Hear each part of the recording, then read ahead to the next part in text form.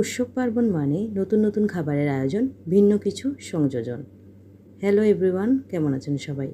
আমার নতুন একটি ব্লগে আপনাদের স্বাগত জানাচ্ছি। আজকে আমি আপনাদের সামনে নিয়ে হাজির হয়েছি অত্যন্ত দারুণ স্বাদের একটি রেসিপি নিয়ে। আজকে তৈরি করে দেখাবো নবাবী সেমাইয়ের রেসিপি। আশা করছি আমার আজকের রেসিপিটি আপনাদের ভালো লাগবে। তো চলুন শুরু করা যাক আজকে পুরো রেসিপির প্রক্রিয়াটি।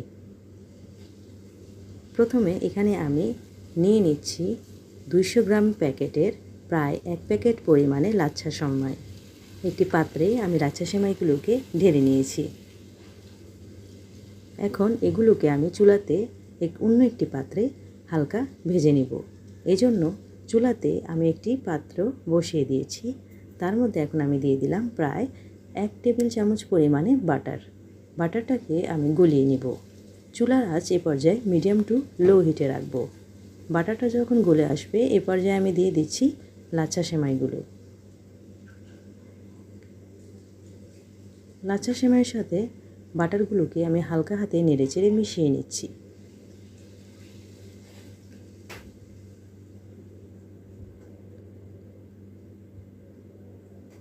লাচ্ছা সেমাইগুলো মিশিয়ে নেওয়া হয়ে গেলে এখন আমি এই পর্যায়ে দিয়ে দিচ্ছি 2 টেবিল চামচ পরিমাণে চিনি।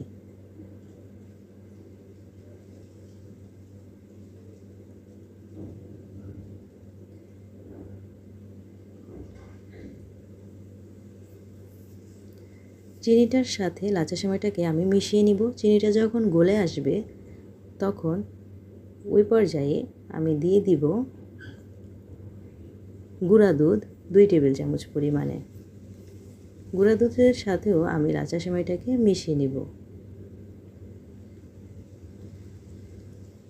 মিশিয়ে নেওয়া হয়ে গেলে প্রায় 2-3 মিনিট আমি এভাবে লাচ্ছা সেমাই করে একটু হালকাভাবে ভেজে নিচ্ছি। এতে করে লাচ্ছা সেমাইয়ের কালারটা একটু চেঞ্জ হয়ে আসবে। এ পর্যায়ে আমি লাচ্ছা সেমাইটাকে দুটি ভাগে ভাগ করে নিচ্ছি। অর্ধেক ভাগ আমি তুলে নিচ্ছি এবং অর্ধেক ভাগে আমি এখন একটু ফ্রুট কালার মেশাবো। আমি এখানে প্রায় 1 টিস্পুন ফ্রুট কালার দিয়ে দিব।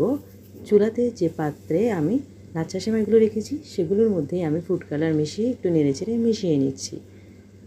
আপনারা চাইলে এই পর্যায়টা স্কিপ করতে পারেন।